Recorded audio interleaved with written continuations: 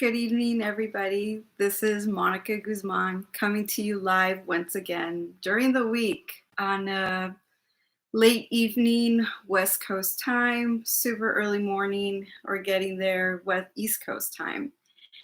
And so this week I am testing out my stamina, trying to figure out if I could handle a daily schedule. And so I decided that it's a great opportunity to talk a lot about American history, given that we're coming up on Independence Day 2021, and it is shaping up to be an extremely exciting week leading up to American Independence Day. Um, so you guys probably know about what's happening with Tucker Carlson from Fox News. He found out, was it over the weekend, that the NSA is indeed spying on him.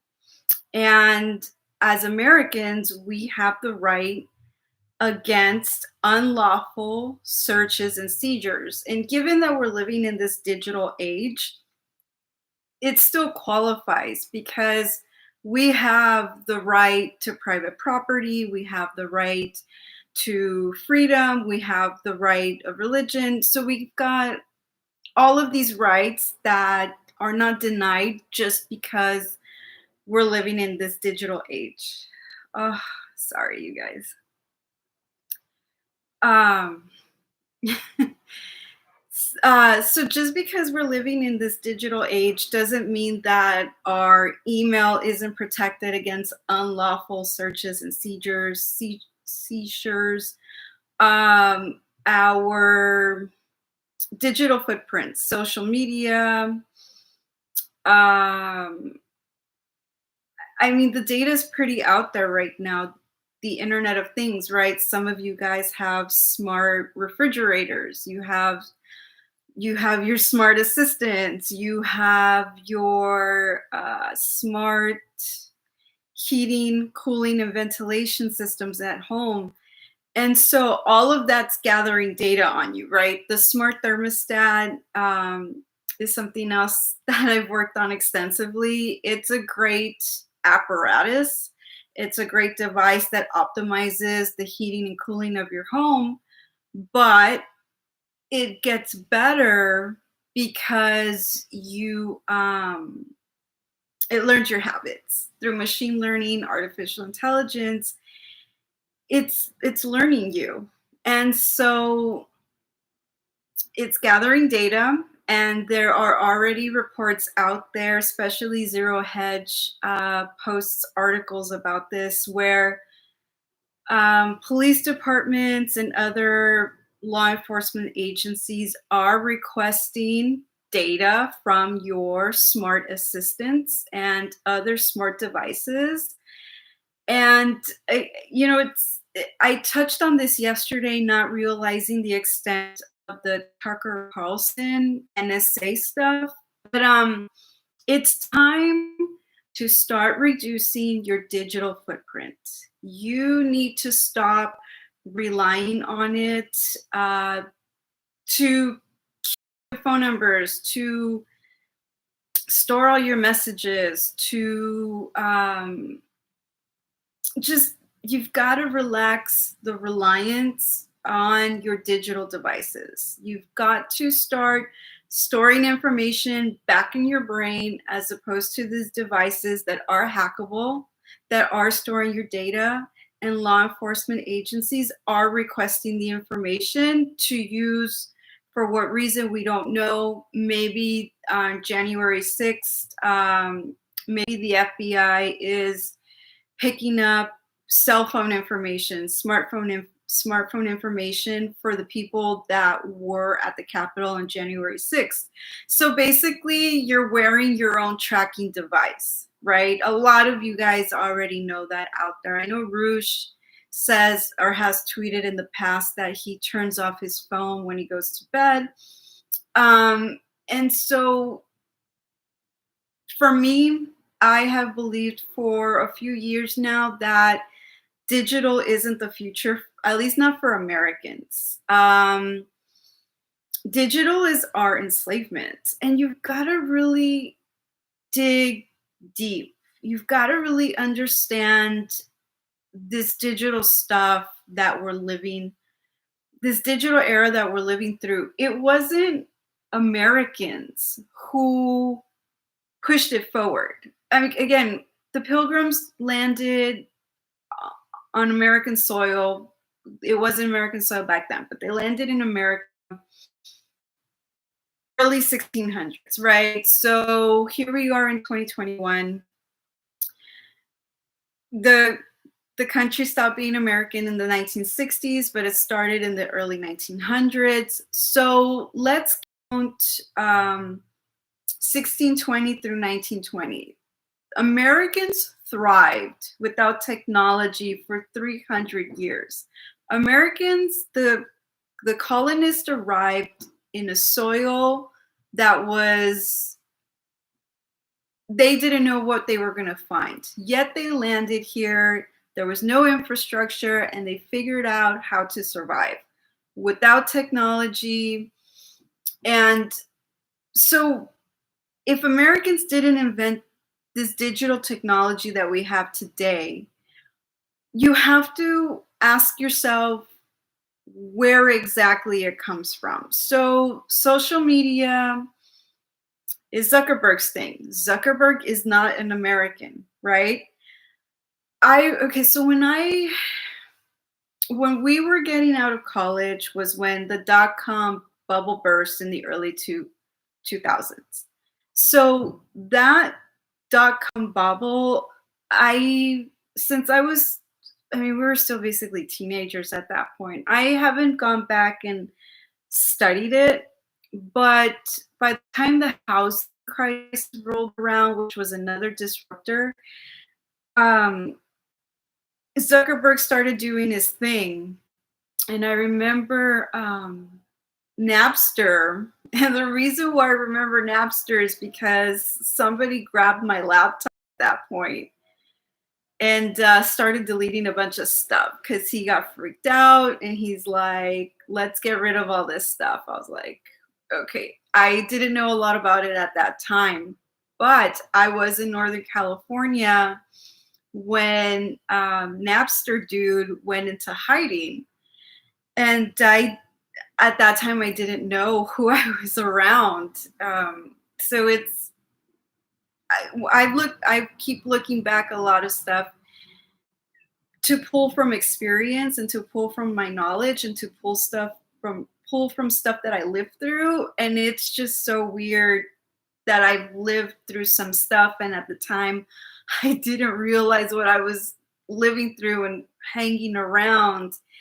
And so what I'm trying to say is the social media stuff isn't American. Technology enslaves Americans because it's non-Americans pushing it forward. So I compared Renaissance Italy to Silicon Valley just because I wanted to give an example of something that people would understand. Obviously, Renaissance Italy was far superior to Silicon Valley because they weren't seeking ways to censor each other. They weren't seeking ways to turn humans into robots or insert chips into each other. So obviously, I just wanted to give an example of something that people would understand, just the greatness of Renaissance Italy and the amazing accomplishments that they pushed forward. Again, at a time when they didn't have phones, no cars, no technology, no internet, no laptop computers, no cameras. They figured it out. That's very European, very, American also. So it's a good time. Again, people who use email as a chat, you've got to stop. You have to stop. And I know people don't want to be told what to do, but it's emergency time. obviously, if they're going after Tucker Carlson, Americans are next, because you don't even know how they're going to come after you. You can just assume that it's through your smart devices, whether it's your smart assistant, which if you are someone who identifies on the right, why you have listening devices in your home is, what are you doing? Like, get rid of it. Rely on yourself to remind yourself to order laundry detergent or whatever it is. Pour your own glass of water.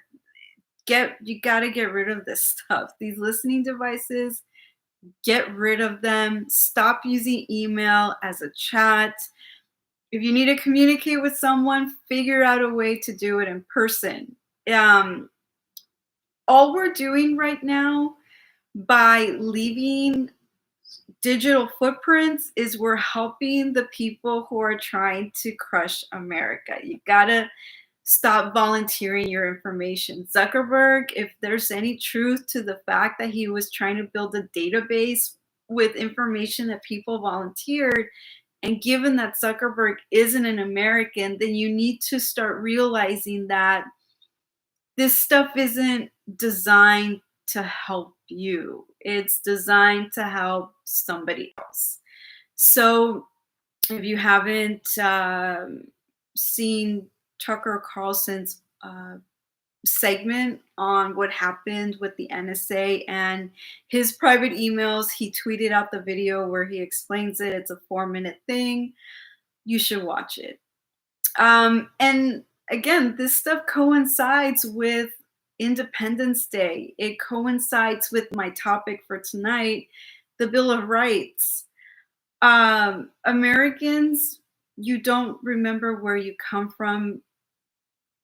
Part of it is because Americans have relied on public schools to teach their children. Now that public schools aren't teaching their children, you're not also taking it upon yourself to teach them, which is super important. So hopefully, I am just trying to spread information, offer resources, offer encouragement to Americans who are waking up, who are starting to become part of the choir. It's time. It's time to, Cassandra Fairbanks, she doesn't know how we can get through this without a civil war. An outstanding point. But there's a lot of bulking up that needs to happen if we're going to get to that point. Hopefully not, but the 25-year-old guys, you've got to get off the drugs and you got to get off the video games. We're going to need you to protect your own neighborhood. You don't have to extend yourselves and protect the country, but you need to at least protect your neighborhood and your household, because this stuff is getting crazy out there. So let me give a quick summary of the Bill of Rights, just in case there are some of you out there who do not know them. And then I'm going to go into the events that led to the Bill of Rights, because then hopefully by understanding the roots, you appreciate what American citizenship affords you. If you're rights that other countries do not offer to their citizens, we all know that an American passport is gold.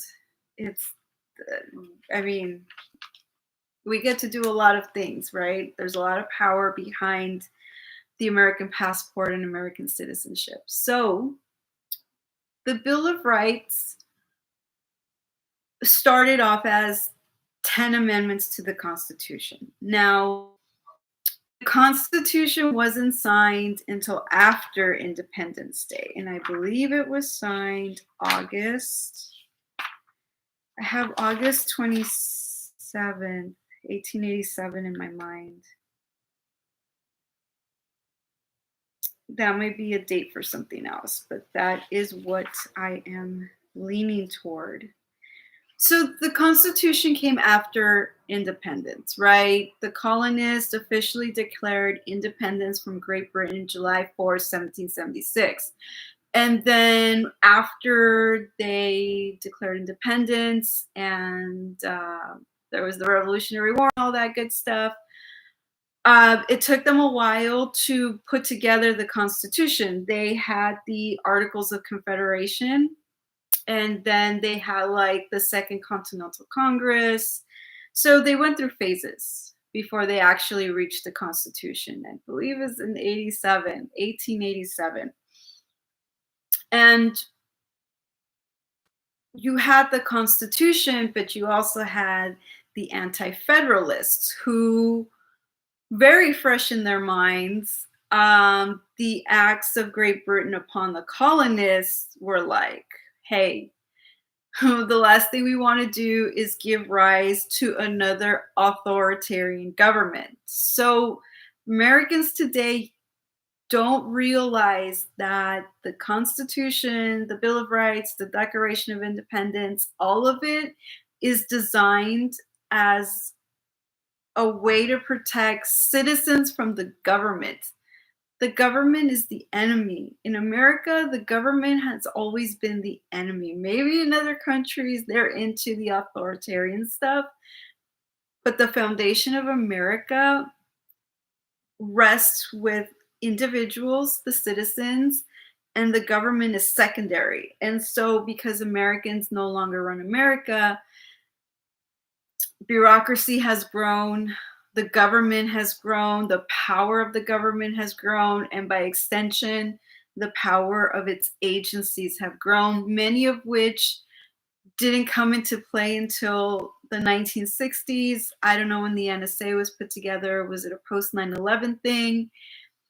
It's not an American thing. These bureaucracy, all these government agencies are not American. And that's why the American citizen is being crushed in 2021. Okay. So the amendments to the Constitution, there are several now, right? So the last amendment lowered the voting age, at least in my history book, which was published in 2021. I'm actually someone who believes that the voting age needs to be raised to age 25, or we need to go back to the old system where you needed to be a landowner in order to vote. Because if you own, let's say, property, you have skin in the game, as opposed to what the reset people are trying to do. You're going to own nothing and be happy, which is like communism and Marxism rolled into one. Yeah, I think we need to raise the voting age to 25. There's this new platform out there, Gen Z GOP, which I saw some right-wing influencers criticizing it a couple days ago. What's today? Tuesday, so maybe last week. And I watched their promo video today, and I don't know how old they are, but we need to raise the voting age. I think, do 18-year-olds need to be involved in the political process? I'm not sure. I think at 18 years old, you need to be figuring out your life. And if you have a good relationship with your parents, then you know that your parents are looking out for your best interests for the future. So this children in suits thing has to stop. Like, you guys need to be becoming adults, not becoming suits. Like, it's ridiculous. I don't even apologize for saying that or feeling that way. We need to refocus the young generation to be more efficient. Like, you guys need to be looking for your for your spouse and figuring out how to purchase a home and having children, as opposed to running around in suits and going after power. Because if you have a blue collar job, it changes your perspective. Um, I mean, we all remember our FICA moment, right? I remember my FICA moment when I got my first real paycheck, and I was like, "Why did it go down so much?" That FICA moment, right? Everyone needs their FICA moment. It changes your perspective on a lot of things. But as usual, I digress on my tangents. Let's see. Okay, so tonight's topic is the events that led to the creation of the Bill of Rights, the first 10 amendments of the American Constitution. Um, but right now, let me quickly summarize what the 10 amendments are in the Bill of Rights. So, the most popular amendment is the first. It obviously grants you the freedom of religion and the freedom of speech. And obviously, both have been perverted. I don't think the founders meant freedom of religion to practice non-Christian religions on American soil. I I don't even think they were fans of Catholics at that point. I definitely know they weren't fans of the Jewish community faith. They weren't happy when the Jews started to float over on boats to the colonies. So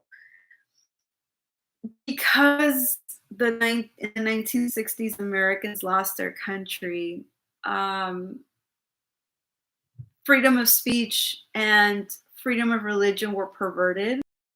Mind you, in 1962 and then in 1963, a uh, Jewish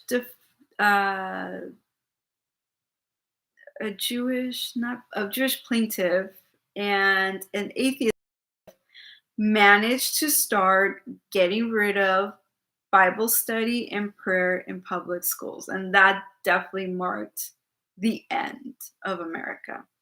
We see it now with the number of Americans that reject religion and then reject themselves. So they knew what they were doing. They knew what they were doing in the 1960s.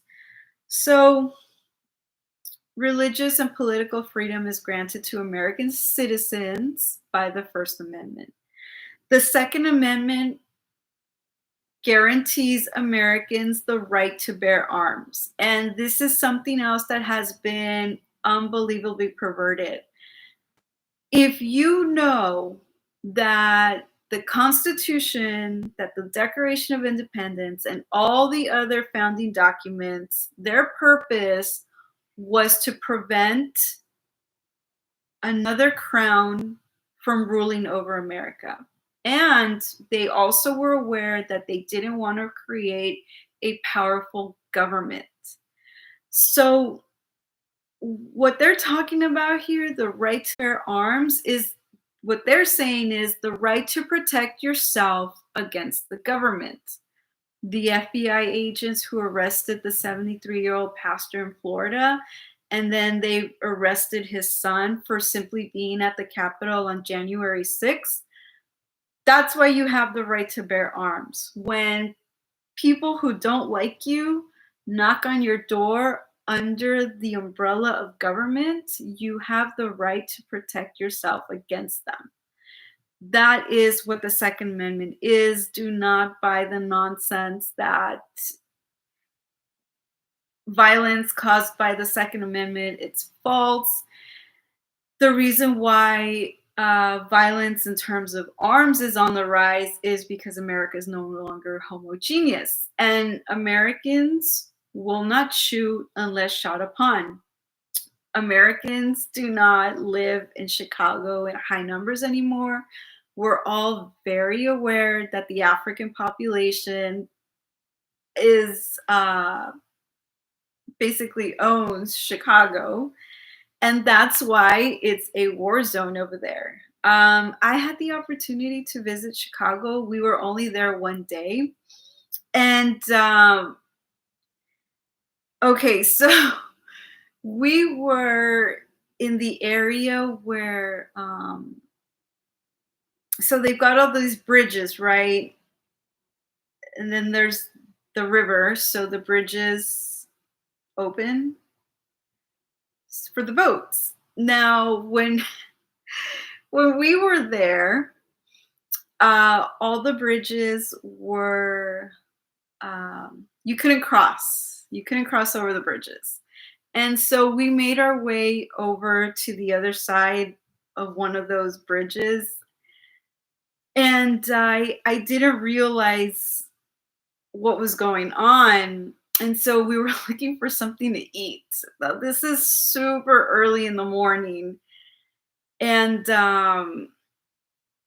we found this place, this hole in the wall Italian fast food pizza place. It was open for breakfast, but it was like pizza and sandwiches. And I was like, whatever. I couldn't find we couldn't find anything else that was open, and we were in a hurry. And so I was like, let's do pizza for breakfast. And this particular pizza was outstanding. Now, this is like eating the pizza version of McDonald's. So I'm sure it wasn't authentic Chicago style pizza, but it was good. And it wasn't expensive. So if we ever make our way back to Chicago, I'm looking forward to finding that spot again. And okay, so we found food and then we were making our way back to where we were staying, and I we had to we had to take a we didn't circle back the exact route that we took to find this place. So I needed to make a stop. I needed to get something. I needed to get water, bottles of water. And the bridge next to the place where we got the water was open.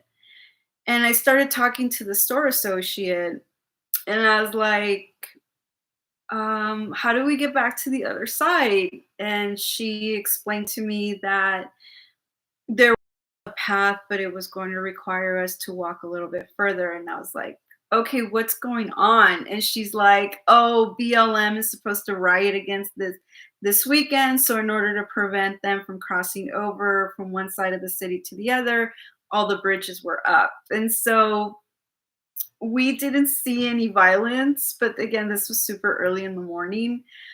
We didn't see the BLM rioters either, which I'm pretty thankful for. But it was serious in Chicago that weekend, and awesome pizza up there with New York pizza. Like, whoa, it was really good. Okay. Anyways, right to bear arms. We have the right to bear arms to protect ourselves against a government. Don't buy the hype. Don't buy the nonsense that you are evil for wanting to protect yourself. You're not only does the Constitution, by way of the Bill of Rights, give you the right of self-defense, the Bible gives you the right to self-defense too. So don't buy non-Christian, non-American nonsense. You have the right to self-defense. The Third Amendment is the one about the government cannot quarter troops in your home. We don't know if we're headed in that direction, but the Bill of Rights clearly states that the government does not have the right to stick soldiers in your home. You don't have to feed them, you don't have to house them. And the reason why this is particularly important right now is that the military is being purged.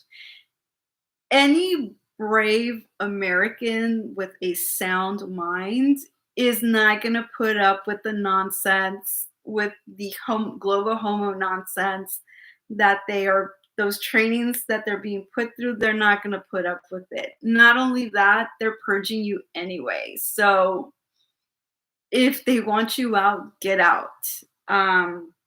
So once the military is purged fully of Americans, remember that the Third Amendment says that the government does not have the right to stick a troop in your home, to keep an eye on you, basically.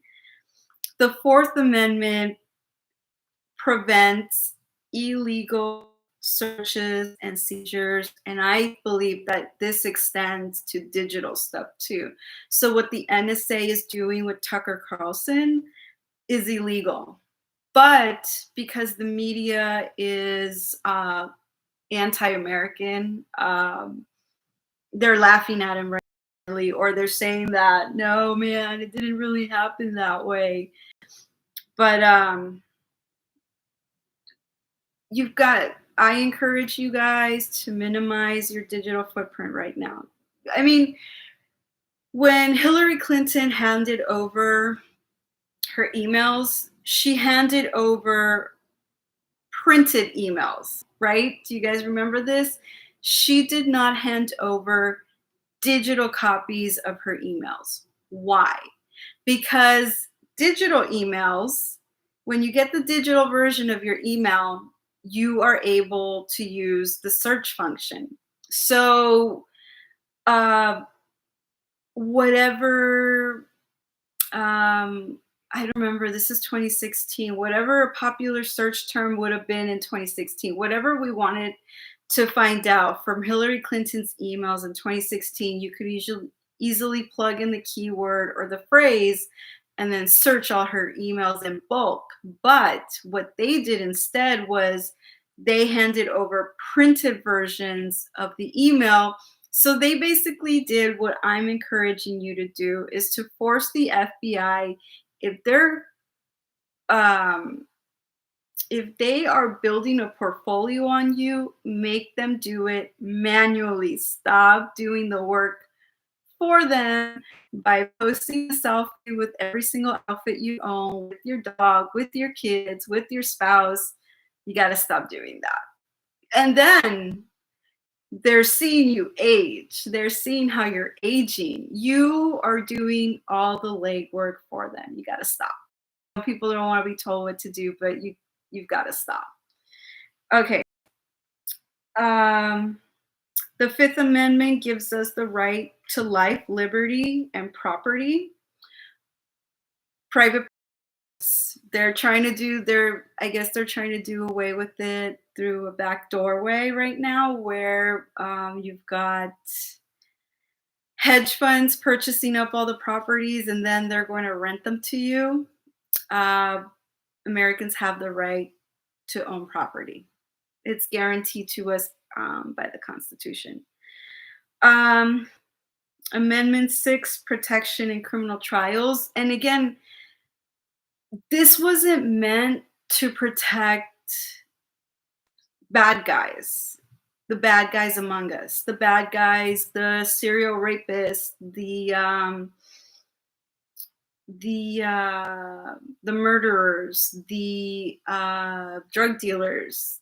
It wasn't, again, colonial times were far different from what they are today. So you had some bad guys running around among the colonists, but they weren't the type of bad guys that are running around the streets of America today.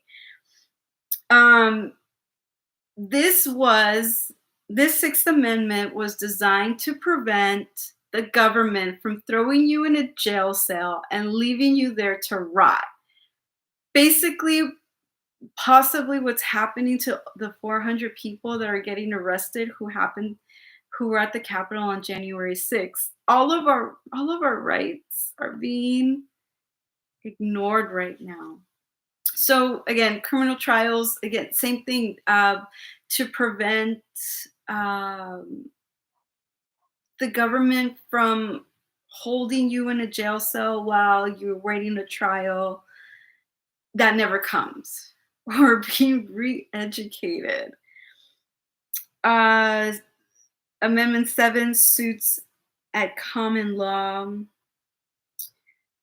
This one had something to do specifically with the times of back then. Trial by jury, but there was also a monetary reason. I've got to look that up, but I'll have that ready for tomorrow.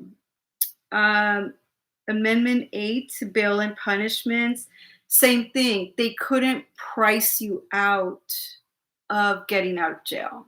Reasonable, no excessive fines, no unusual punishments. Amendment 9, concerning rights not enumerated. The people retain rights not talked about in the Constitution. If it's not in the Constitution, you have a right. You The Constitution never takes away your rights, basically. And then Amendment number 10, states' rights, which we ignore at every turn these days, right? Okay, so that's quick overview of the Bill of Rights that I will get into more details tomorrow. So when stuff when the pilgrims turned into the colonists, and before the colonists became Americans, there was a lot of stuff going on. America was still being discovered by the colonists, right? Like, I mean, the Louisiana Purchase didn't come until after independence was declared. So as America was growing, it was getting settled. Like baseball, American baseball, where some of the stats from the late 1800s are difficult to. I mean, Cap Anson was an outstanding hitter, but some of the other guys, it's hard to compare their stats to like the guys from the early 1900s because some teams existed one year and then they disappeared the following, and there was all this movement. And so things didn't really settle down until the early 1900s in American baseball. But the same goes for America. It was still figuring itself out. Land was being discovered, land was being explored. And so when part of the reason why Great Britain and the Crown allowed the English to make their way over to America was they saw it as an expansion of power. Little did they know that the colonists had other plans. So there was a lot of stuff happening as far as the French were trying to dominate the world, so were the Spanish. That's when Portugal had a lot of power, I believe, still. And so what happened was, since Great Britain was in the middle of conflicts with France and others, their resources were wasting away. So, in order for them to be able to pay their bills, they started taxing the colonists. And the colonists didn't appreciate that because at this point they had been in there on American soil a solid 100 years. They established an economy, they established currency, they established laws, they established a way of life. And when Great Britain and the Crown started taxing them, it was a disruption to their life. And so one of the first real battles over these taxes was the stamp tax. So from my favorite book, in case you need a reminder, my history, is it sacrilege if I call it my history Bible? Some people might freak out over that, right? Nonetheless, my history go-to resource. So, the stamp tax uproar. The costly Seven Years' War, which ended in 1763, marked a new relationship between Britain and her transatlantic colonies. A revolution in British colonial policy precipitated the American Revolution. Victory flushed Britain emerged from the conflict possessing one of the biggest empires in the world, and also, less happily, the biggest debt. It amounted to 140 million pounds, about half of which had been incurred in defending the American colonies. British officials wisely had no intention of asking the colonials to help pay off this crushing burden, but London felt that the Americans should be asked to defray 1/3 of the cost of maintaining a garrison of some 10,000 redcoats, presumably for the colony's own protection. So they started taxing colonies. Again, they had debt. Uh, they, I guess it's like Marie Antoinette, right? She incurred a lot of debt, and that's why they had the French Revolution. And so, but it was severe, right? It wasn't like here in California, in some areas, you pay a 10% tax. It was more severe for the colonies, right?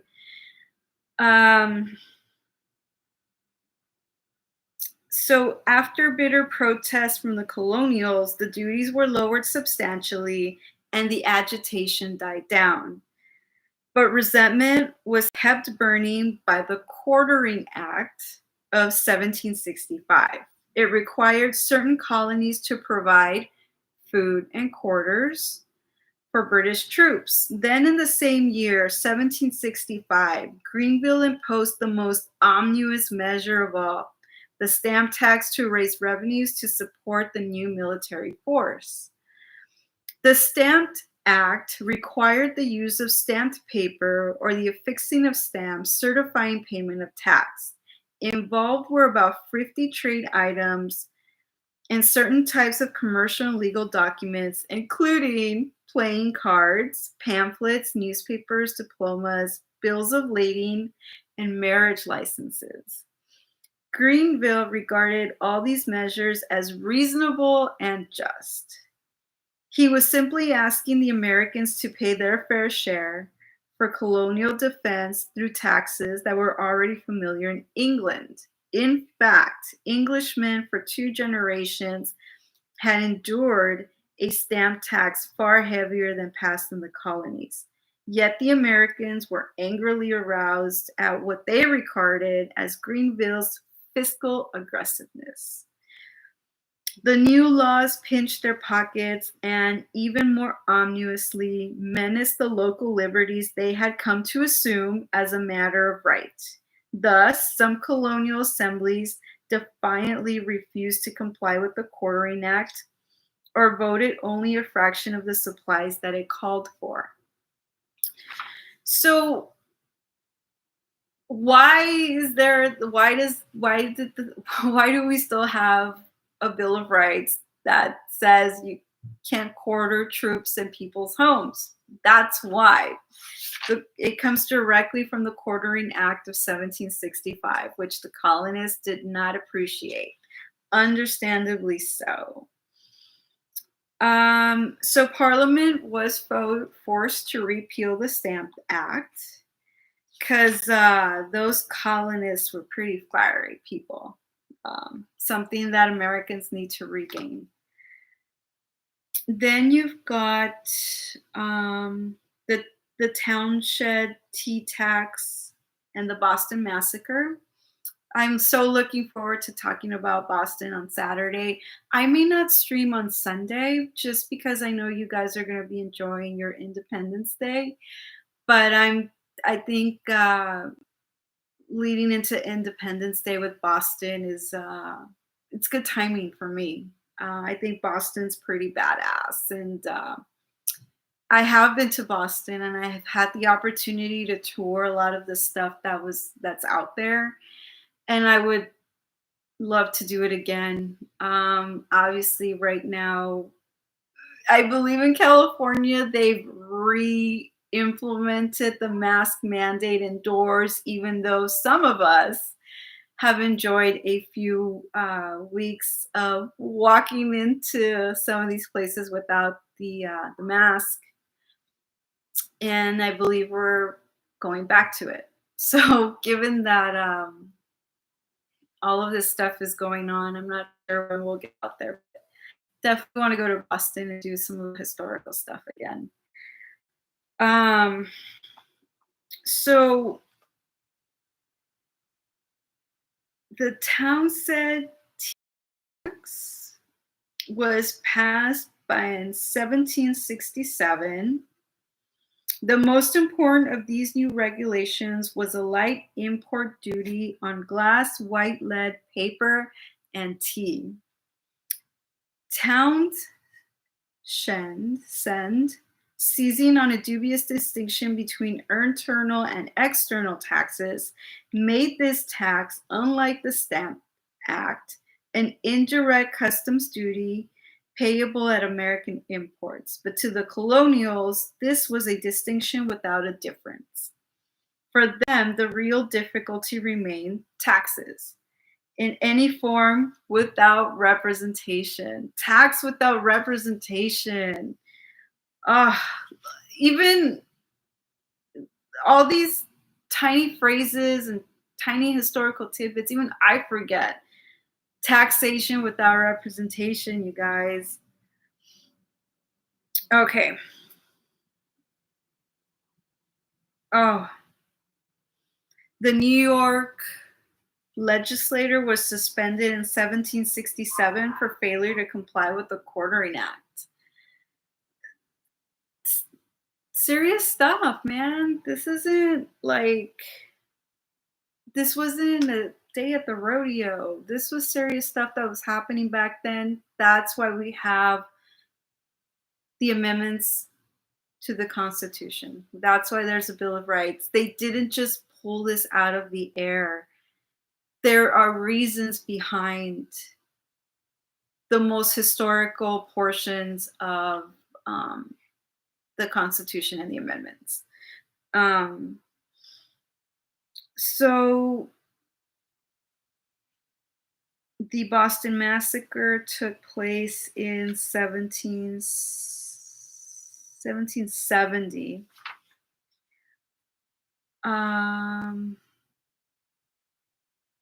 Tea parties in Boston and elsewhere, 1773. The Intolerable Acts. An outraged parliament responded speedily to the Boston Tea Party with measures that brewed a revolution. By huge majorities in 1774, it passed a series of repressive acts which were designed to chastise Boston in particular and in general. They branded in America as the massacre of American liberty. Most drastic of all was the Boston Port Act. It closed the tea-stained harbor until damages were paid off and order could be assured. By other intolerable acts, as they were called in America, many of the chartered rights of colonial Massachusetts were swept away. Restrictions were likewise placed on the precious town meetings. Contrary to previous practice, enforcing officials who killed colonials in the line of duty could now be sent to England for trial. There, suspicious Americans assumed they would likely be let go free. By a fateful coincidence, the intolerable acts were accompanied in 1774 by the Quebec Act. Passed at the same time, it was erroneously regarded in English-speaking America as one of the repressive measures. The author of this specific chapter believes it was good in bad company, but there was such a bad taste in the colonists' mouth at this point that they were like, whatever, right? No more. They were done. They were so done. Okay.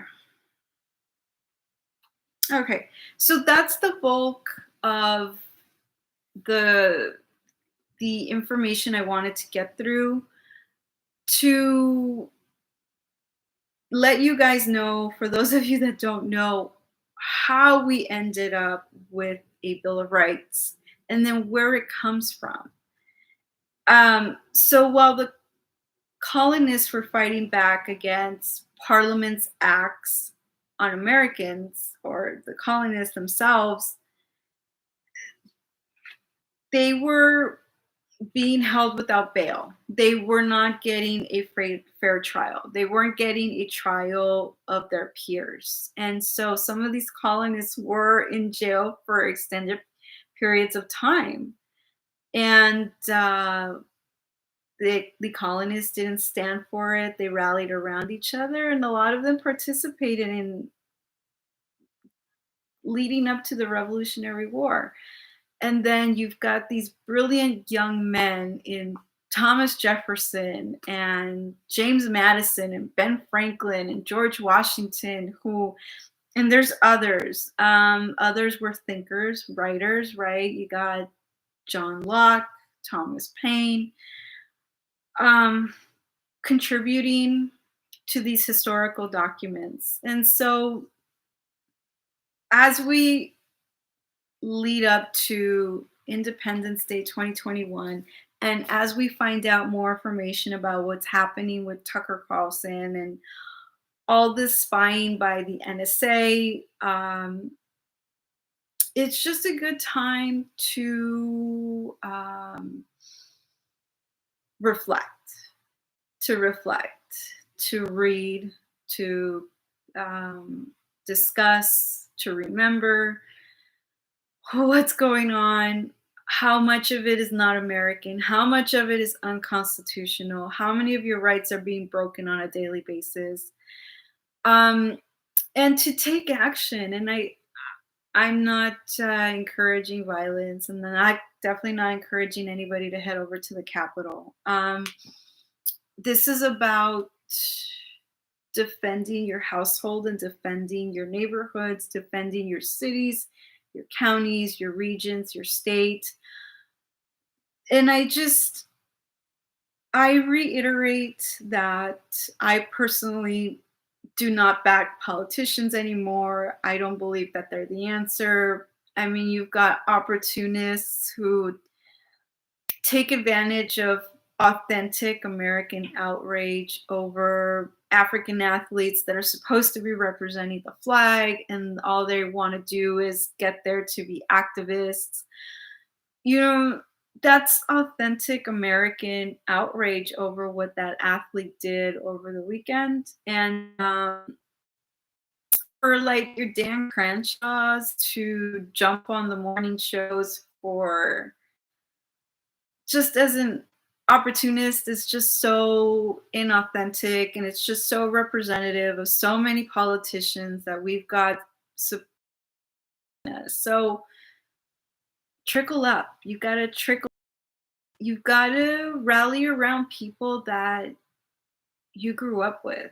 I mean, in future streams, when I talk about like marriage and stuff, I feel like the people that you grew up around, that's where you're more likely to find your spouse. Because if you marry someone that you met junior high, high school, most likely you know their family, and um, there's communication between all of you, and maybe that helps the marriage succeed a little bit better than if you pick up somebody off the internet, or you just don't know them. Like, and I'm gonna bring in some examples from entertainment. Like,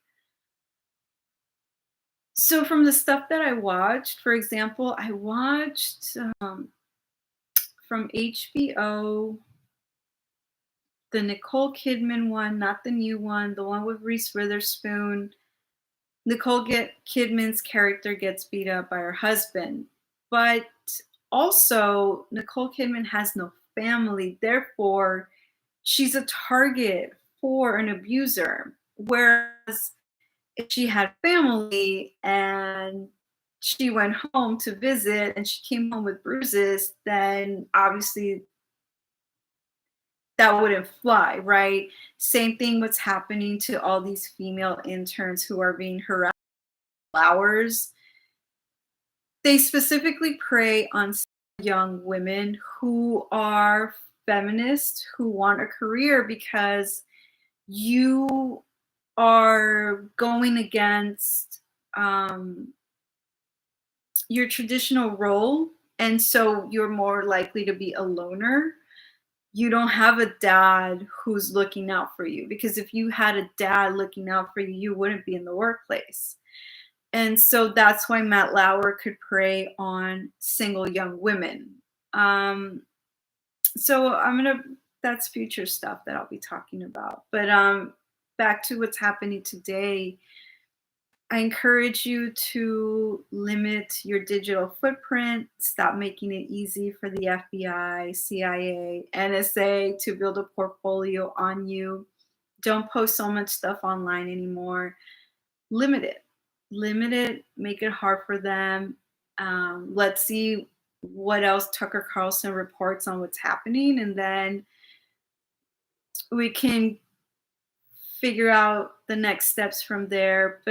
So my point is decentralize as much as possible. Keep decentralizing. So I'm approaching the hour again. Hopefully you guys picked up something. I encourage you to read the amendments on your own. Tomorrow I will go into more detail about the amendments, and I think what I'm going to do is Thursday and Friday I will talk about John Locke, Thomas Paine, some of their writings, just and remind you where you guys come from, remind you of the legacy that built America. So I hope you have a wonderful rest of your night. I hope you have a wonderful Wednesday. I will see you back here tomorrow evening, 9 p.m. Pacific Standard Time. Thank you again for listening. Appreciate it.